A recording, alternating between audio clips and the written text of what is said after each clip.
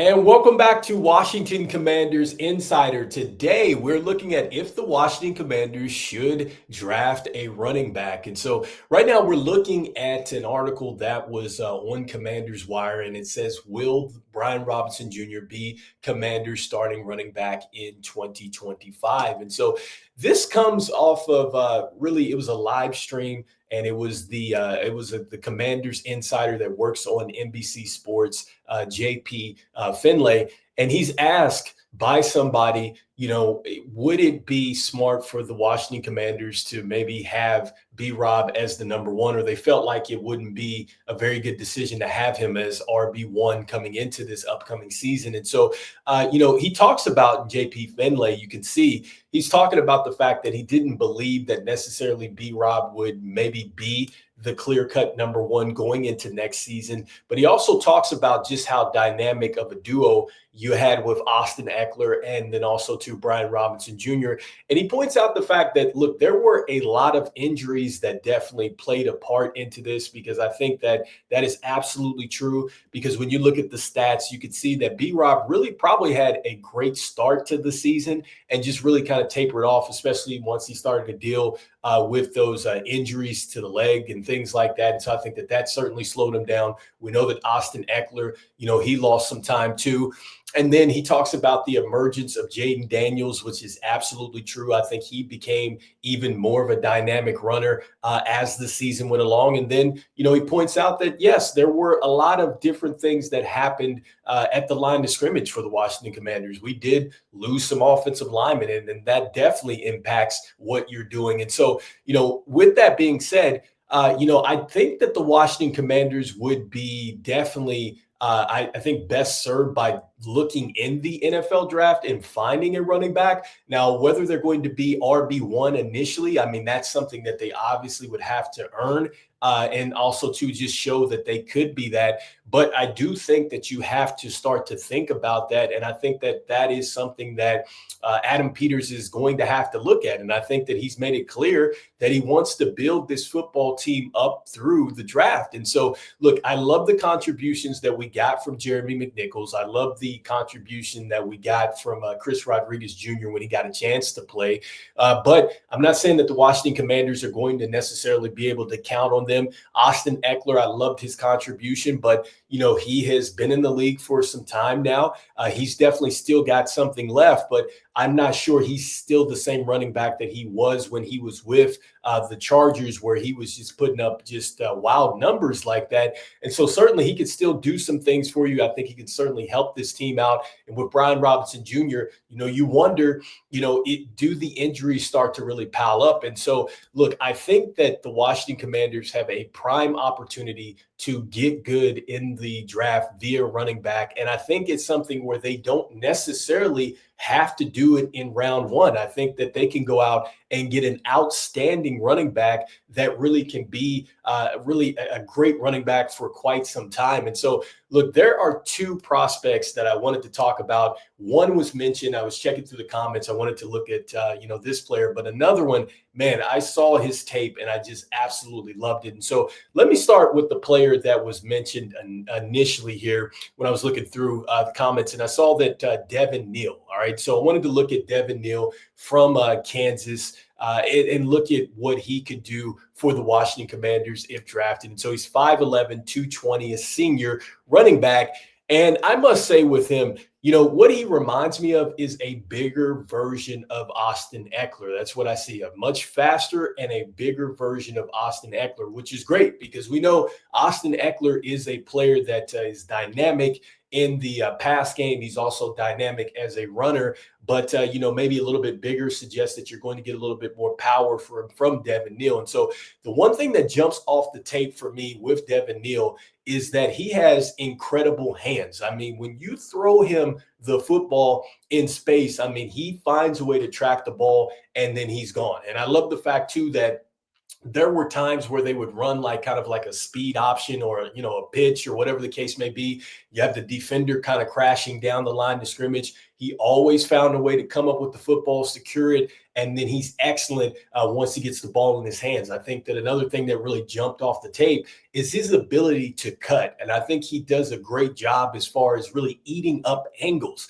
Like there was one play where literally, he had to wait for a block to set up, and clearly, it looked like the defense was bearing down on him. He stopped kind of momentarily, and then just with a quick cut and a burst, just destroyed an angle that a defender had and took it to the house. And so I do love the fact that this guy is a guy that can cut well and just really has the vision to like destroy angles of opposing defenders trying to get him. So I think that that is number two.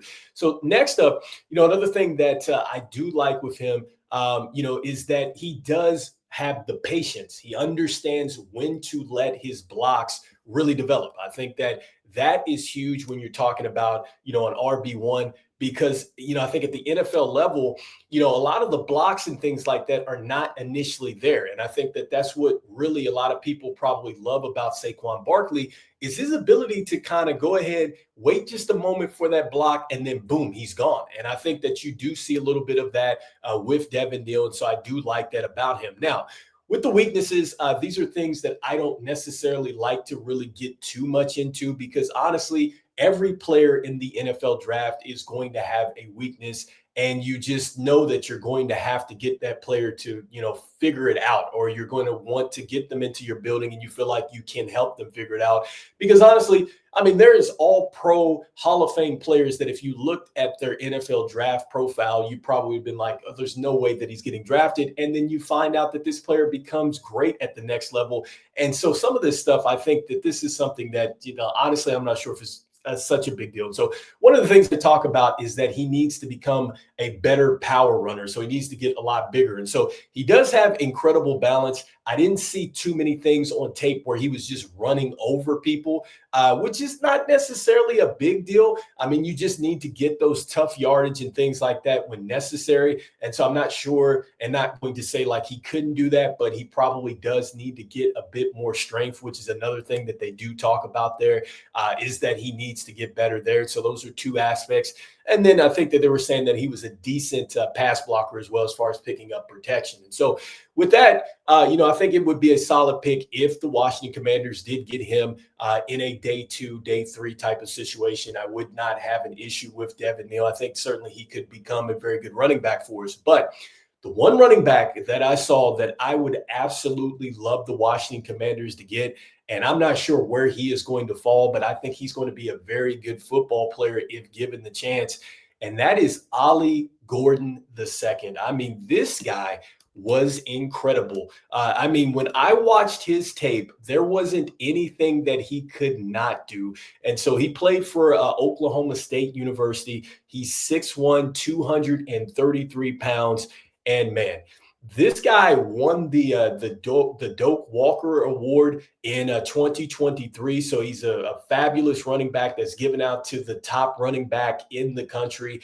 This year, it was Ashton Genty who won it for Boise State. But man, when you look at Ollie Gordon II, the first thing that he reminds me of as far as the player comparison is like just a little bit smaller version of Derrick Henry. He has great speed in the open field. He has terrific patience. And so he has the ability to set up blocks. I just talked about that with Devin Neal and the patience. But listen to this, though. This was actually some of the things that I saw here on his draft profile. It's NFL draftbuzz.com that talks about that in 2023, look, he carried the ball 285 yards or 285 times, and only fumbled twice. And so this guy has a terrific possession of the football, so you don't have to worry about that. We know how turnovers really hurt us in the NFC Championship game, and we know how that really can hurt a team. And so you're talking about a player that has terrific ball security. And then on top of that, I loved what he could do in the open field. He can absolutely catch the football. And when I say the physicality and like the Derrick Henry comparison, there were several times where I just looked and I'm like, wow, by the way that he just physically finished runs, running over defenders, stiff arming defenders. I mean, he has terrific swag. Man, hurdling over defenders. There was one clip where he just literally hurdles over a guy, and I'm talking about like Saquon Barkley type of hurdle at that size. Look, I loved it. And then, I mean, when you look at his weaknesses, one of the things they talk about is that he needs to become a better pass protector, which I'm not necessarily that worried about. I think that especially when you're working with Jaden Daniels, really you don't have to really buy him that much time because he's so elusive and understands how to move the pocket and kind of escape. You just need to hold on long enough. That's the great thing about having Jaden Daniels back there. So I would love to see that with him. And I think it's something he does get better at. Another thing that they talked about is that he needs to get better with stacked boxes, because that is something that he is probably going to face, because this is a guy that once he gets started, I think you're going to see something like, Bucky Irvin, Derrick Henry, where these are players that just get a lot of yards after contact. He is that type of player. And so he's going to have to learn that. And then also, too, one of the things they talk about is just really what he will do in a pro style type of offense. Really, they were saying maybe that's something that he just has not had really a lot I guess, of experience with. But look, there is a lot of things to love about this young man. Like I said, make sure you go out and check his tape out. He had 190 carries, 880 yards, 13 touchdowns on 4.6 an average this season. That was down from the 1,732 yards that he had a year before when he won that award. But still, he had 21 touchdowns. And so, look, the production is still right there. I think that this is a player that he's a cannot miss.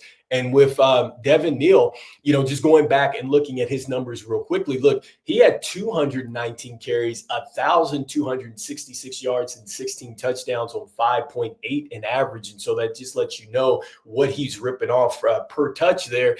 And also, too, he had 1,000 yards in 24, 23, and 2022. And so if you're talking about a situation where he has to just be a primary type of back, I think definitely he shows you that he can be a primary type of back and really carry a heavy workload, which is why you want him to get stronger, because more than likely that is probably what he is going to have to do at the next level. So anyway, let me know in the comments what you are thinking here about some of these running backs that I have suggested, because like I said, with Ollie Gordon II, I was very impressed. And especially when you look at the fact that, look, he has won the Doak Walker Award. Some of those running backs that have won that have been Melvin Gordon, Derrick Henry.